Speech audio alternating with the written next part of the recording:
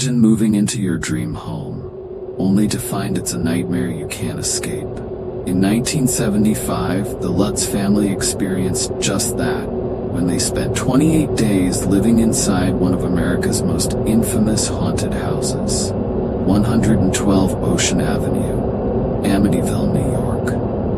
But what really happened behind those walls, and could you survive it? Before we dive in, let me ask you this. Would you dare to step inside a house where 6 brutal murders took place? Because that's exactly where this story begins.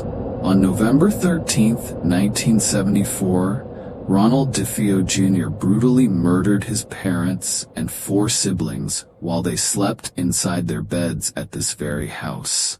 His reason? He claimed voices told him to do it. This was only the beginning. When the Lutz family moved in just over a year later, they had no idea what had happened. To them, it was a steal, $80,000 for a 3-story home, complete with a boathouse and even a pool. But soon after moving in, strange things began to happen. And I'm not talking about just flickering lights or creaky floors. No, this was far more sinister. What they encountered was the stuff of nightmares.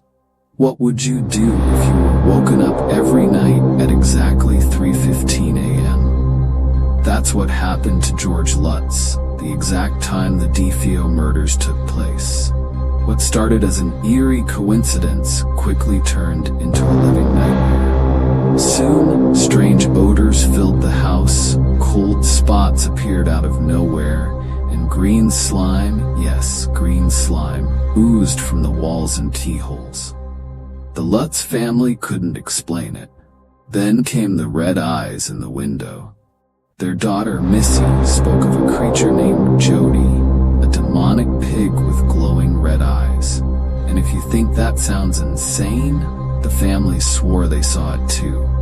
Would you stay after seeing that?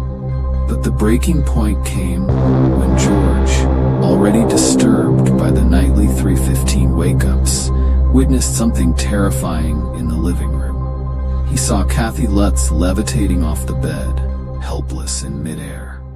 Imagine standing there unable to help, completely powerless. The fear, the absolute helplessness. Bet that would be the moment you decide to call it quits, right? 28 days. That's all they could take. On January 14, 1976, the Lutz family fled the house, leaving everything behind. They never went back to collect their belongings. So what drove them out? Was it really spirits of the DeFeo family? A demonic entity? Or was it all in their heads? Ed and Lorraine Warren, famed paranormal investigators, stepped in. What they found was bone-chilling. A malevolent force they believed was tied to the very land the house was built on. Lorraine later claimed she sensed a presence so dark, it threatened to consume her. But here's the thing, the Lutz family's story wasn't the only one. Years later, the house still stands.